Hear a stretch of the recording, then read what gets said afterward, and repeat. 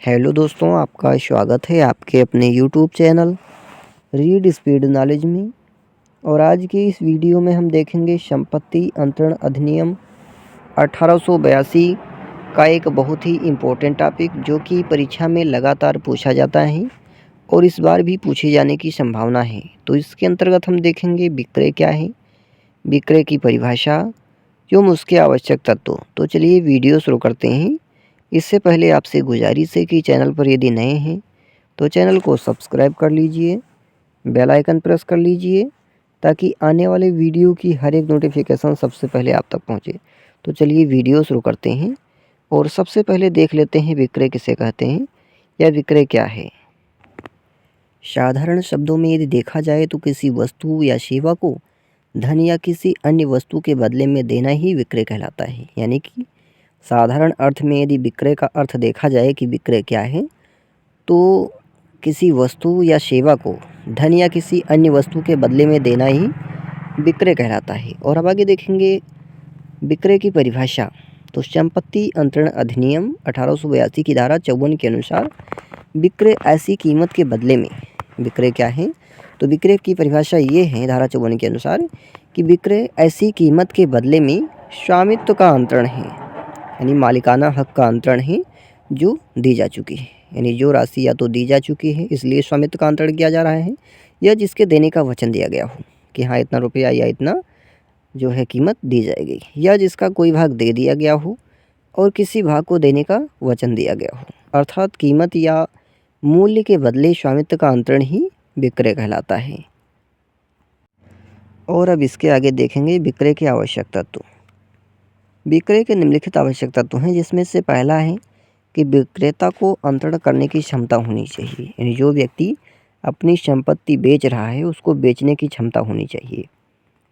दूसरा आवश्यक तत्व है कि क्रेता का अंतर्ती बनने हेतु सक्षम होना चाहिए, यानी जो खरीदार है उसको खरीदारी करने के लिए सक्षम होना चाहिए। अगला आवश्यक तत्व है कि अंतरण की विषय वस्तु अस्थावर होनी चाहिए, यानी जो अंतरण की विषय वस्तु है वह अस्थावर प्रकृति की होनी चाहिए। अगला आवश्यक तत्व है कि स्वामित्व का अंतरण होना चाहिए और ऐसी संपत्ति को विक्रय करने के लिए उसमें जो अंतरण है वो स्वामित्व का होना चाहिए। अगला आवश्यक तत्व है कि अंतरण मूल्य के बदले में होना चाहिए, यानी जो संपत्ति का अंतरण है वो मूल्य के बदले में होना चाहिए, कीमत के बदले में होना चाहिए, तभी उसको विक्रय माना जाएगा।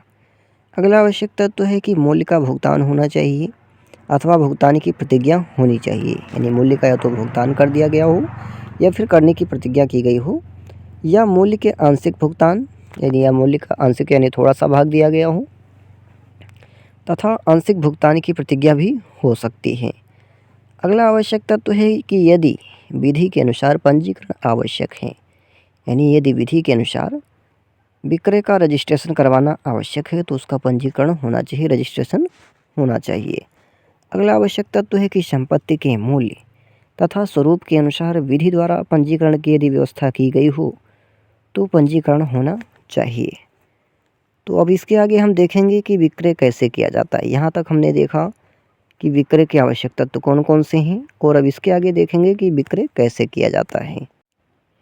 तो जैसा कि इसके परिभाषा में हमने देखा कि मूल्य के बदले संपत्ति के स्वामित्व का अंतरण ही विक्रय है, अर्थात मूल्य के बदले स्वामित्व का अंतरण ही विक्रय है।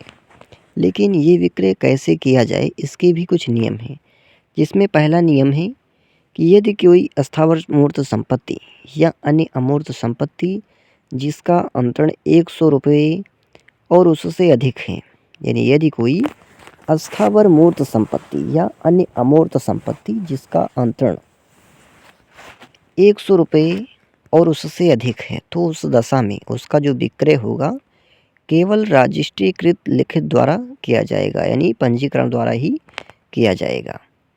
दूसरा है कि 100 रुपये से कम की मूर्त अस्थावर संपत्ति की दशा में ऐसा अंतरण या तो रजिस्ट्रीकृत लिखित द्वारा होगा या संपत्ति का परिधान द्वारा भी किया जा सकता है, यानी संपत्ति के परिधान द्वारा भी उसका विक्रय किया जा सकता है। तो आज के लिए इतना ही, मिलते हैं किसी और वीडियो में।